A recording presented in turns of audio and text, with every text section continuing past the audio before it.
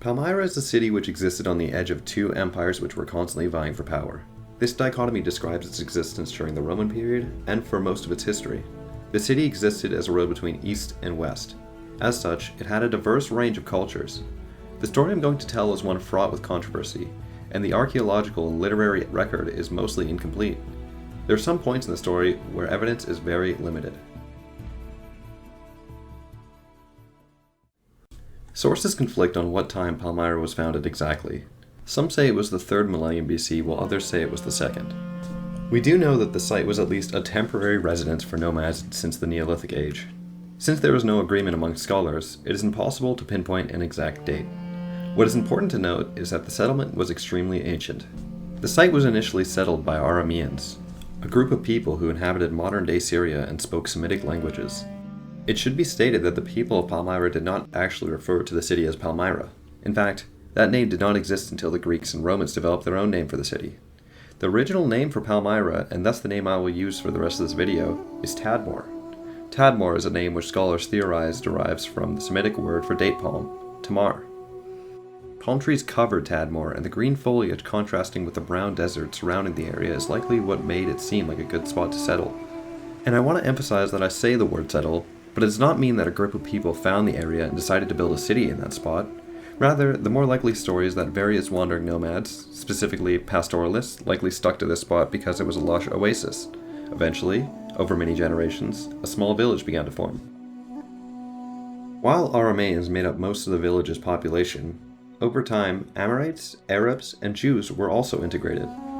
While it is convenient for the city to seem important for its whole history, like in the stories of Rome or Carthage, the truth is that cities of the past were likely existing for many years before their initial foundation, and before they enter any historical saga.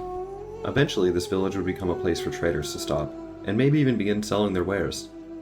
A tradition of caravanning eventually sprouted from the city, and trade between the local Syrian villages began, with donkeys, mules, camels, and horses becoming embedded in the local culture. Excavations at the site of Kul Tepe revealed to us the first historical Tadmorian, Puzur Ishtar, a trader who agrees to a contract in Kul Tepe. The city appears again in written documents when it was recorded to have been attacked by 60 Sutaeans, likely nomads who also inhabited the oasis. This would not have been a completely unusual occurrence, as pastoralists would spend their summers in the mountains and then in winter descend down into the fertile plains, ravaging farmland and looting local villages. That being said, the relationship between the people of Tadmor and the pastoralists must have been a symbiotic one, seeing as they both relied upon each other. Nevertheless, these attacks would force the people of Tadmor to keep their city defended.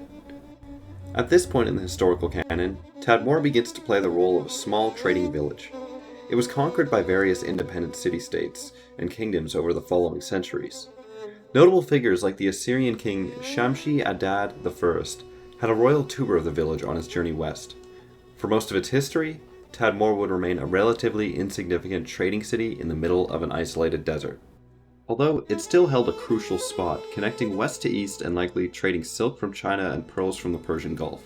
Eventually, when the Macedonians invaded, the city would be subject to Hellenization, which continued under the rule of the Seleucids as well. Between the period of the Iron Age and the conquest of Alexander the Great, there is little to no archaeological evidence for this region.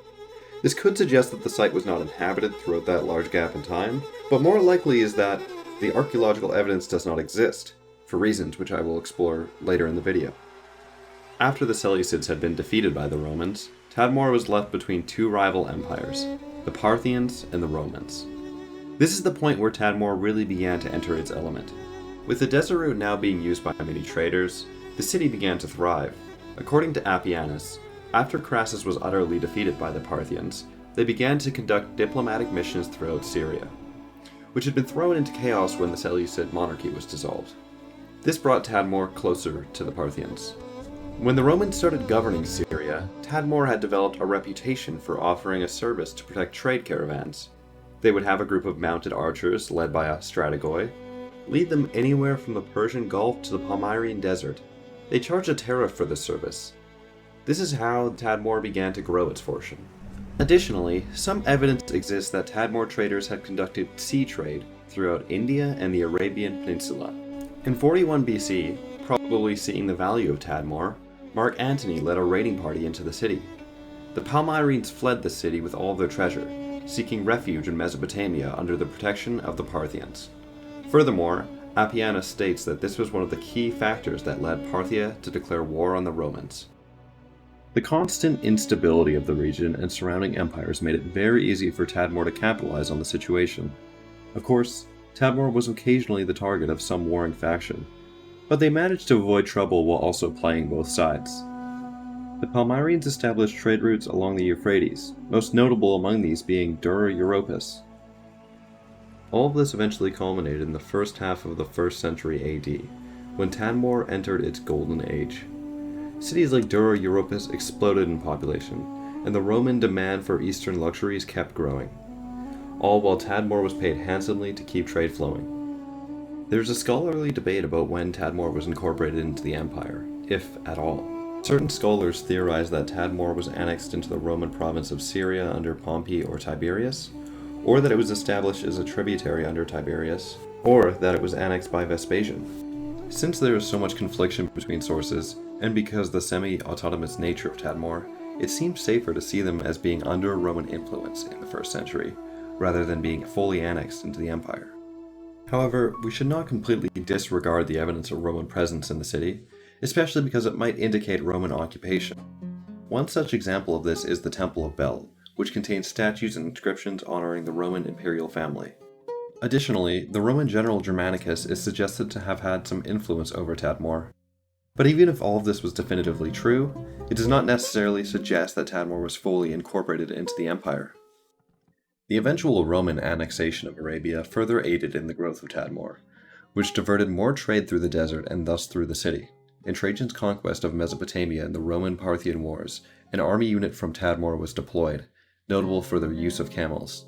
During the reign of Hadrian, the emperor instated Tadmor as a free city of Rome, calling it Hadriana Palmyra. Since by this point, Tadmor is indisputably incorporated into the Roman Empire, I will refer to it as its Roman name, Palmyra. Palmyrene culture was a unique blend of many other cultures throughout the Near East. By the 2nd century AD, they spoke both an Aramaic language as well as Greek. This is also reflected in their architecture and style. The evidence we have for Palmyrene dress habits largely comes from funerary reliefs. Men would often dress in a tunic and cloak, making small embellishments. There were many different types of cloaks and tunics, and many different ways to wear them. Women would wear embroidered bands and headdresses. Their dress tended to be more complex and nuanced than male attire, often displaying more individuality on their clothing than their male counterparts. The urban design and architecture of Palmyra is also unique, containing clear Hellenistic influence. However, despite this influence, Palmyra remains a Near Eastern city, not a classical one. Most of the buildings and development visible today are from the Roman era of occupation, as this is when the city prospered. Most of the monumental buildings were constructed in the northern part of the city, though much of the southern part remains unexcavated. The fragments of evidence that we do have for pre-Roman control suggest that much of the building was done with mud brick. Later, during the 1st century BC, there was a clear late Hellenistic influence on their structures. One of the most notable structures in the city, the Temple of Bel, contains a unique blend of many styles, some of which might point to local traditions and influences. It is designed in a way that is dubbed non-classical by archaeologists, based on the spacing of the columns, the angle of the building, and other key factors. The building is fundamentally different from Syrian and Greek styles, but still uses elements from both. This building represents the architecture influences of Palmyra. It takes influences from Syrians and Greeks, but has a distinct local flavor to it. Most of the major architectural projects in the city were conducted in the 1st to 3rd century AD, while slowly declining throughout the 3rd.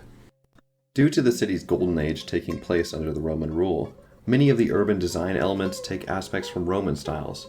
The buildings one might expect in any Roman city, such as temples, precincts, theaters, agoras, baths, and Roman-style housing. One of the more unique aspects of the city is the colonnaded streets, which create a distinctive feel to the city. As the Sasanian Empire grew, it created trouble for Palmyra. They dismantled Palmyrene colonies and stirred chaos in the Near East. Evidence suggests that Palmyrene trade began to slow down significantly in the first half of the 3rd century BC.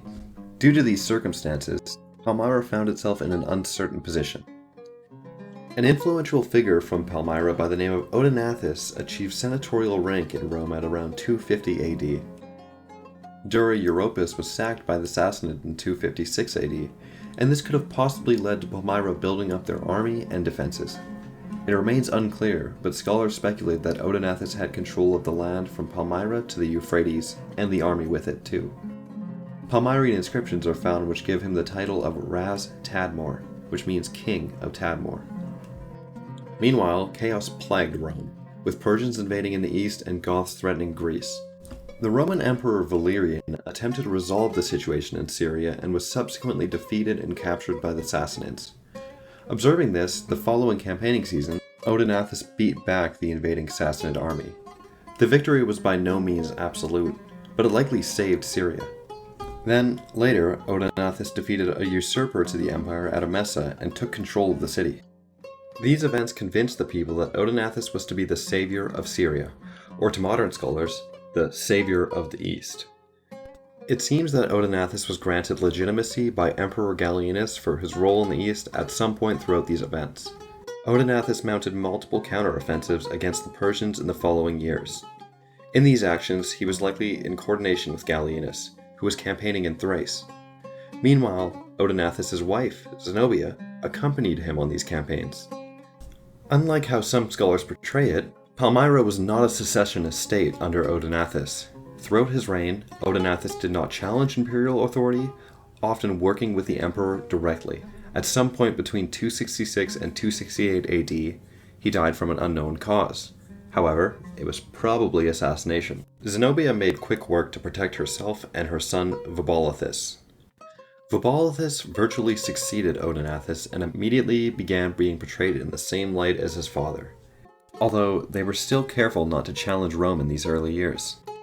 Zenobia acted sort of as a queen of the East. The local Roman governors harbored support for her, yet she did not interfere with the day-to-day affairs of governance. Initially, she displayed no ambitions to overthrow the Roman government.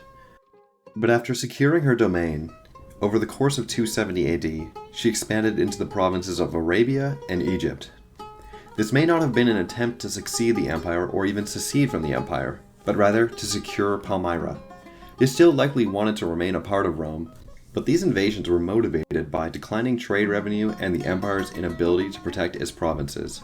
By 271 AD, Zenobia had taken over most of the east, excluding Anatolia. Emperor Aurelian was cunning and decisive. He moved to counter Palmyra in the beginning of the campaigning season of 272. Seeing the armies assemble in Byzantium, Zenobia likely guessed what he was planning. Though, despite her best efforts, she could not reach any arrangements with Aurelian. Furthermore, her attempts to negotiate were interpreted negatively by the Romans. Seeing all that was happening before her, Zenobia decided to proclaim Vabolithus imperator, and would attempt to fight Aurelian. Egypt was quickly recovered under Aurelian's control, either through diplomatic or militaristic means. Meanwhile, Aurelian invaded Palmyra from the north. Aurelian rolled through most of Asia Minor without any resistance. Zabdis, general of the Palmyrene army, met Aurelian in battle at Amai, but Aurelian defeated him by exhausting his heavy cavalry. Zabdis retreated to Emesa, and Aurelian peacefully entered the city of Antioch and made camp there. After destroying a small Palmyrene garrison at the fort of Daphne, Aurelian returned to Antioch to recover his army and control over Syria. Meanwhile, the Palmyreans camped outside of Emesa, likely still high in morale due to the military prowess of Zabdis and strength of their heavy cavalry. Aurelian marched to meet Zabdis at Emesa, and they formed up on a flat plain, giving Zabdis' heavy cavalry an edge. The heavy cavalry slaughtered and routed the Romans' light cavalry. However, as the Palmyreans took this victory, the superior Roman infantry, aided by Palestinian clubmen, forced the Palmyrene line into a hasty retreat. After trekking 150 miles through the desert from Emesa to Palmyra, Aurelian arrived at the city. Without much of an army and losing the support of the people, Zenobia went to the Persians in an attempt to either spare her life or her city. She rode out at night on a camel, but was caught by Roman scouts before reaching the Euphrates. The people of Palmyra turned it over to Aurelian, who pardoned them. He dismantled any military potential the city had and restored the East back into the fold of the Roman Empire, gaining the title Restitutor Orientis, Restorer of the East. Palmyra slowly declined into a notable town over the following decades. The city was relegated to becoming a footnote in history and compared to the Gallic Empire, which seceded at the same time as Zenobia. Palmyra was a very unique city that controlled a large portion of the trade which traveled through the Near East. They were able to contest with not only the might of the Persians, but also that of the Romans. In 2014, the terrorist group ISIS destroyed multiple ruins in Palmyra. The damages include a statue, numerous tombs, the Temple of Baal Shamin, and the Temple of Bel. Archaeology in the region has halted since 2011, and since then there have been no new developments. The attacks of ISIS are not the only thing affecting the site, though. For many decades, the oasis has slowly been drained of its water source. In the 1990s, it was still possible to swim in the oasis, but it is almost completely dry today. This would change the landscape of the region distinctly and make archaeological surveys more difficult to conduct. Much of Palmyra still remains unexcavated, and many questions have thus been left unanswered.